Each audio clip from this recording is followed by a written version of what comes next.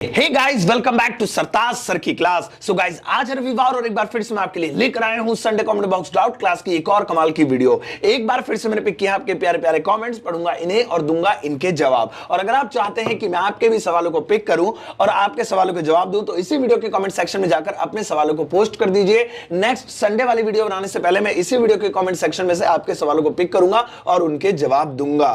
तो इस वीडियो को देखने के बाद अपने सवालों को इसी वीडियो के कमेंट बॉक्स में जाकर पोस्ट कर देना। चलिए फिर वीडियो की शुरुआत करते हैं। नोटबुक और पेन लेकर बैठ जाओ, जो चीज काम की लगे उसे नोट कर लेना। पहला कमेंट मैंने पिक किया है महिपाल सिंह राठौर का। लिखते हैं, what is difference between I am so happy and I am very happy. Sir please pack my question. Pack नहीं, पिक माय क्वेश्चन। चलिए पिक कर लिया।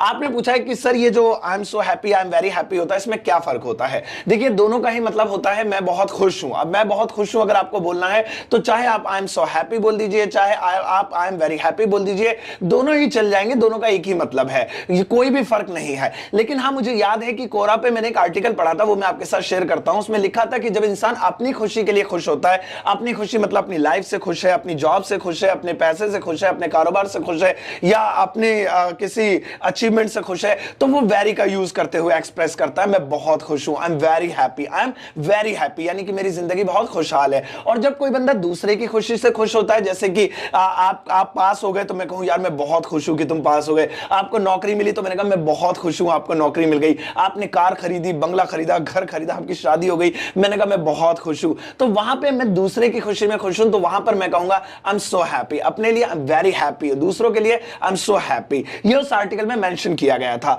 लेकिन ऐसा नहीं है कि आप इसी को फॉलो करें, और चाहें तो कहीं पर भी I am so happy, I am very happy में से कुछ भी बोलिए, कोई दिक्कत नहीं है। अगला सवाल पूछा है दिव्या ने। लिखती है, सर माय क्वेश्चन इज, मेरा सवाल है चने के झाड़ पर मत चढ़ाओ को इंग्लिश में क्या कहेंगे? Pickup my question. पिकअप कर लिया।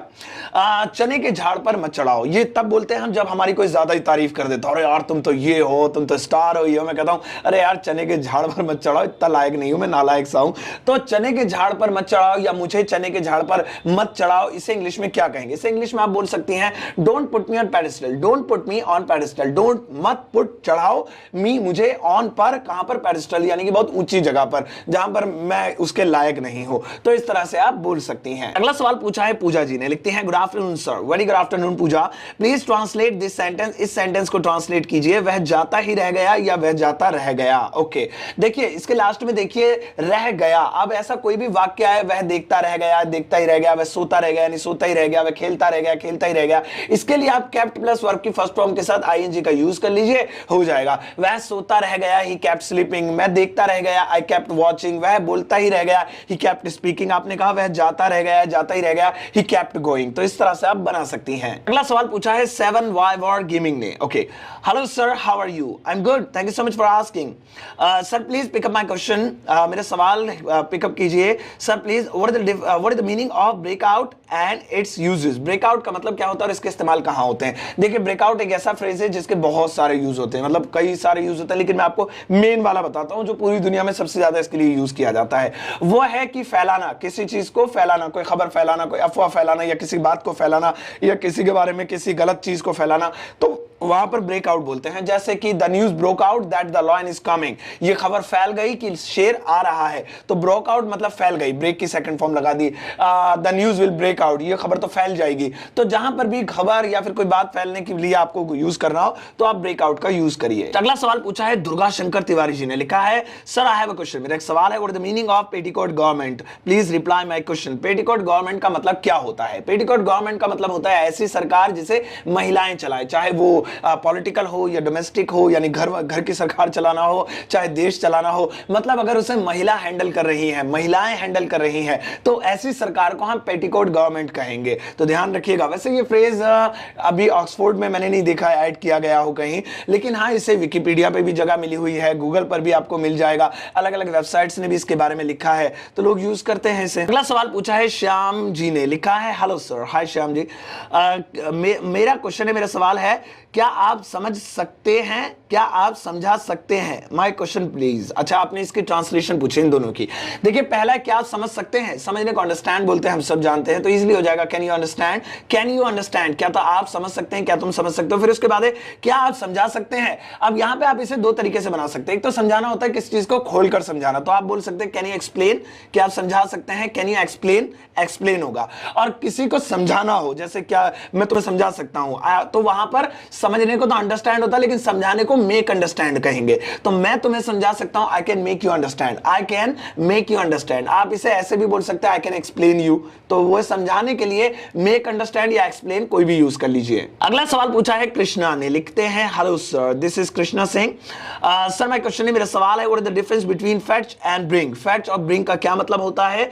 Sir please reply me. बिल्कुल मैं बताता हूं। देखिए दोनों का ही मतलब होता है लाना, फेच मतलब भी लाना और ब्रिंग मतलब भी लाना। लेकिन कोई चीज जब कोई स्पेशली वही लेने जाए, वो लेकर आए, तो ब्रिंग का यूज करते हैं। पानी लाओ, ब्रिंग द वाटर। अब पानी लाओ का मतलब है पानी तो लेने भेज रहा हूं, तो पानी लेके आ रहा है, तो पानी लाओ, ब्रिंग द वाटर। सब्जी लाओ, ब्रिंग द वेजिटेबल। लेकिन अगर मैं कहूं कि ऑफिस जा रहा हूं, ऑफिस से सब्जी लेते आना, तो यहां पे लेने नहीं भेज रहा हूं सब्जी, बल्कि कोई काम करते हुए लेते आना। तो लेते आने के लिए हम फेच का यूज करते हैं, तो फेच द वेजिटेबल, यानी कि सब्जियां लेते आना। इसका फेच का एक और मतलब होता है, वो होता है निकालना, जैसे कि कुएं से पानी निकालना, या टोकरी में हाथ डाल के सब्जियां निकालना, या कहीं से कोई चीज हाथ डाल के ऐसे निकालना, वहां पर भी हम फेच का यूज कर सकते हैं। अगला सवाल पूछा है विष्णु ने, लिखा है sir what is the difference between slave and servant? Slave और सर्वेंट में क्या फर्क होता है? स्लेव बहुत ईजी है वैसे। स्लेव का मतलब होता है गुलाम और सर्वेंट का मतलब होता है नौकर। फर्क यह होता है कि नौकर को हम सैलरी देते हैं उसके काम की, उसके जो राइट्स होते हैं वो अपने राइट्स को फॉलो करता है, हम उसके राइट्स को ब्रेक नहीं करते, यानी कि अपने मर्जी से सोता है, कहीं भी आ जा सकता है जब छुट्टी होती है, तो वो सर्वेंट होता है, उसको पूरी आजादी होती है। स्लेव का मतलब होता है गुलाम, ना तो वो अपनी मर्जी से कहीं आ जा सकता है, मालिक का ही उस पर अधिकार है, साथ ही साथ उसको सैलरी भी नहीं मिलती है, उसको वही काम करना पड़ेगा दिन रात जो मालिक कहेगा। तो ये फर्क होता है स्लेव यानी गुलाम में और सर्वेंट यानी कि नौकर में। अगला सवाल पूछा है अरमान ने, लिखते हैं मैं उसे देखकर शर्म से पानी पानी हो गया। Please sir translate in English. इसे इंग्लिश में ट्रांसलेट कीजिए। मैं उसे देखकर शर्म से पानी पानी हो गया। गाना भी याद आ रहा है, मैं पानी पानी हो गया, आजकल बहुत चल रहा है। चलिए तो यहां पर देखते हैं कि मैं उसे देखकर शर्म से पानी पानी हो गया, या मैं पानी पानी हो गई या हो गया, तो इसे इंग्लिश में कैसे बनाएंगे? सबसे पहले ये देख लीजिए कि पानी पानी होने का क्या मतलब होता है। पानी पानी होने का मतलब होता है शर्म आ जाना, शर्मा जाना। लेकिन ये दो तरीके के होते हैं। एक तो ये होता है कोई बुरा काम कर दिया, अब अचानक से जो है क्या नाम है सामने वाले को पता चला, तो आप शर्म से पानी पानी हो गए, तो गलत काम करके पानी पानी हुए। तो वहां पर होता है कि मतलब जो है शर्म आ जाना, बहुत मतलब जो है अपने आप को लज्जा महसूस करना। तो वहां पर गलत काम करके जो शर्म आई, तो उसे इंग्लिश में कहेंगे मैं पानी पानी हो गया, I got ashamed, I got ashamed. अब उसे देखकर, तुम्हें देखकर, आफ्टर सीइंग यू या आफ्टर सीइंग हिम, ऐसे बोले बना सकते हैं। और एक पानी पानी होता है मतलब शर्मा जाना, हया जिसे बोलते हैं। जैसे सैया ने देखा तो बेचारी पानी पानी हो गई, तो कोई गलत काम नहीं किया उसने, बस वो देखा तो उसको शर्म आ गई। तो वो वाला जो पानी पानी होता है वो होता है, उसे इंग्लिश में कहेंगे I started blushing, I started blushing, यानी कि मैं पानी पानी हो गई। सैया ने देखा when my dear looked at me, या when my husband watched at me, looked at me, see me, वगैरह वगैरह। तो दो तरीके के हो गए। एक तो क्या आई गॉट अशेम्ड, जब आप कोई बुरा काम करके पानी पानी हो जाए, मतलब कहीं गलत जगह गए, पुलिस की रेड पड़ गई, तो आप पानी पानी हो गए मीडिया को देख के कि यार अब क्या होगा, तो वहां आई गॉट अशेम्ड। और दुल्हन को दूल्हे ने देखा तो दुल्हन पानी पानी हो गई, तो वो हो गया she was blushing, she was blushing. अगला सवाल पूछा है इकबाल वार इकबाल ने, लिखते हैं Sartaj sir, I am from Kashmir, okay, I hope will be fine, yeah I am good, thank you so much for asking. I love your art of teaching sir, I have a question. मेरा एक सवाल है, why we are saying, हम क्यों कहते हैं या क्यों कह रहे हैं he is good at writing, why we don't say, हम ये क्यों नहीं कहते हैं he is good in writing, why we use at instead of in such kind of sentences, हम इस प्रकार के वाक्यों में एट का यूज क्यों करते हैं, इनका क्यों नहीं करते हैं। काइंडली पिक माय क्वेश्चन, वो तो कर लिया। Love you sir, love you too my dear. आपने सवाल पूछा है he is good at writing, यानी कि वह लिखावट में अच्छा है। He is good at speaking, वह बोलचाल में अच्छा है। He is good at English, वह इंग्लिश में अच्छा है। यहां पर एट क्यों आ रहा है, इन क्यों नहीं आ रहा, यही सवाल है आपका।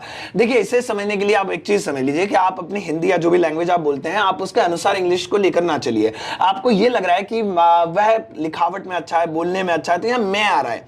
वह बोलचाल में अच्छा है, he is good at speaking, वह चलने में अच्छा है, वह दिखने में अच्छा है, तो मैं आ रहा है। तो मैं के लिए तो इन लगता है, ऐड क्यों लग रहा है, तो भैया मैं इन जब लगता है जब मैं का सेंस किसी चीज के अंदर के लिए हो, जैसे बाल्टी में, फ्रिज में, या फिर भगोने में, पतीले में, तो यहां मैं अंदर के लिए यूज हो रहा है। अब वह बोलचाल में अच्छा है, यहां पर मैं किस चीज के अंदर के लिए यूज हो रहा है, आप ही बताओ किस चीज के अंदर बात हो रही है क्या। मैं बोलचाल में अच्छा हूं, तो मैं बोलचाल मैं अच्छा हूं, तो ये जो मैं ही अंदर के लिए यूज नहीं हो रहा, तो जो मैं किसी चीज के अंदर के लिए यूज हो वहां पर इनटू इनसाइड का यूज करेंगे कि रेल जो है गुफा में घुस गई, मैंने गड्ढे में हाथ डाला, या वह फ्रिज में सामान रख रहा था, ये सब अंदर के लिए है, तो यहां पर इनटू इनसाइड यूज करेंगे। लेकिन वह लिखावट में अच्छा है, वह पढ़ाई में अच्छा है, वह दिखने में अच्छा है, तो यहां पर इनका यूज तो करेंगे नहीं ना, क्योंकि यहां के अंदर की बात नहीं हो रही, बस यही फर्क है। अगला सवाल पूछा है देव ने, लिखते हैं मुझे उसकी चिढ़ आती है। चिढ़ को क्या बोलेंगे इंग्लिश में? Please translate in English. Thank you. चिढ़, किसी भी चीज की चिढ़ होना, तो उसे इंग्लिश में बोलेंगे एनॉयंस, एनॉयंस। और चिढ़ना गेट इरिटेटेड बोल सकते हैं, गेट अनॉयड बोल सकते हैं। तो चिढ़, अगर आपको खाली चिढ़ की इंग्लिश जाननी थी तो वो होगी एनॉयंस। अगला सवाल पूछा है एमडी असगर ने, लिखते हैं सर मेरा नाम एमडी असगर है, मेरा सवाल है कि अगर बोलना हो कि सवाल ही पैदा नहीं होता, या फिर बोलना हो कि तुमने मेरा मुंह की बात छीन लिया, यानी तुमने मेरे मुंह की बात छीन ली, सर इसको कैसे ट्रांसलेट किया जाएगा सर प्लीज? ओके, बताता हूं। पहला, अपने सवाल ही पैदा नहीं होता, इसको आप दो तरीके से बना सकते हैं। एक तो simple, there is no doubt, there is no doubt, कोई डाउट ही नहीं है, सवाल ही पैदा नहीं होता, ये ज्यादातर लोग बोलते हैं। या फिर आप बोल सकते हैं there is no space for this question, इस सवाल के लिए कोई जगह नहीं है, सवाल ही पैदा नहीं होता। ये थोड़ा बड़ा है, मैं कहूंगा या मैं चाहूंगा कि आप यही बोले, देयर इज नो डाउट, सवाल ही पैदा नहीं होता। फिर आपने पूछा कि तुमने मेरा मुंह की बात छीन लिया, यानी कि तुमने मेरे मुंह की बात छीन ली। इसे आप इंग्लिश में कह सकते हैं you said my words, you said my words. जैसे कि यार तुमने तो मेरे मुंह की बात छीन ली, मैं भी ये कह रहा था पार्टी करते हैं चलो, तो you said my words, I was also saying that we should do a party. तो इस तरीके से आप बोल सकते हैं यू सेड माय वर्ड्स। अगला सवाल पूछा है रूमी साहिबा ने, लिखती हैं सर मेरा क्वेश्चन ये है कि मर्ज इश्क के लिए इंग्लिश वर्ड क्या होगा? तलब को इंग्लिश में क्या कहेंगे? ओके, मर्ज इश्क यानी कि इश्क का मर्ज, यानी कि प्यार की बीमारी। इसे आप इंग्लिश में कह सकते हैं लव सिकनेस, लव सिकनेस, इसका मतलब होता है मर्ज इश्क, प्यार की बीमारी, लव सिकनेस। और फिर आपने पूछा तलब, अच्छा तालाब था या तलब? से तलब ही लग रहा है क्योंकि आपने ऊपर उर्दू में लिखा, जाहिर सी बात है नीचे का वर्ड भी उर्दू में ही होगा। अगर आपने तालाब पूछा है तो उसको पौंड बोलते हैं, लेकिन तलब को इंग्लिश में क्या कहेंगे? तलब को आप इंग्लिश में बोल सकती हैं एडिक्शन, एडिक्शन, मुझे इस चीज की तलब है, मुझे इस चीज का एडिक्शन है, मैं इस चीज की एडिक्ट हूं। या फिर एक और होता है फॉन्ड ऑफ, फॉन्ड ऑफ का मतलब भी होता है तलब होना, किस चीज का आदी होना, किस चीज की लत होना। मुझे चाय की लत है, मैं चाय का आदी हूं, मुझे चाय की लत है या चाय की तलब है, तो आप बोल सकते हैं I am fond of T, I am fond of T, I am fond of chocolate, I am fond of coffee, I am fond of this and that, ये आप बोल सकती है।